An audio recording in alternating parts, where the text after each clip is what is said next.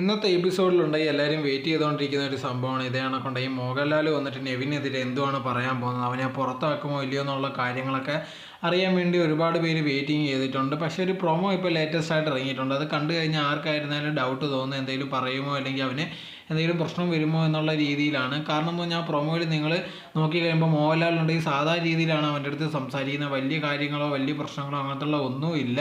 അതിന് മുമ്പത്തുള്ള 2 ആഴ്ചകൾ നോക്കിക്കഴിഞ്ഞാൽ അനുമോളോടൊക്കെ ഭയങ്കര റേസ് ആവുന്നുണ്ടായിരുന്നു. ഭയങ്കര മോശമായിട്ടാണ് സംസാരിച്ചത്.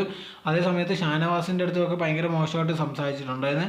പക്ഷേ ഇപ്പോൾ ലേറ്റസ്റ്റ് ആയിട്ട് ഇപ്പോൾ വന്ന പ്രൊമോയിൽ നോക്കിക്കഴിഞ്ഞാൽ നെവിൻ്റെ അടുത്ത് ഭയങ്കരമായിട്ടുണ്ടെങ്കിൽ അങ്ങനെ ഒന്നും സംസാരിക്കുന്നില്ല. സാധാരണ രീതി പറയുന്നത് ഞാൻ വിചാരിച്ചു കഴിഞ്ഞാൽ നിന്നെ ഇവിടുന്ന് പുറത്താക്കാനും ഇവിടെ ഇരുത്താനും പറ്റുമെന്നുള്ള രീതിയിലേ പറയുന്നുള്ളൂ. അത് വെറും കാമായിട്ടൊക്കെയാണ് പറയുന്നത്.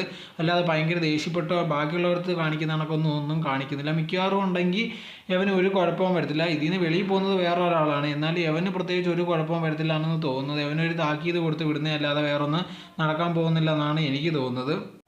ഇതിനെപ്പറ്റിയുള്ള നിങ്ങളുടെ അഭിപ്രായം എന്തോന്ന് കമൻറ്റ് ബോക്സിൽ കമൻറ്റായി രേഖപ്പെടുത്തുക.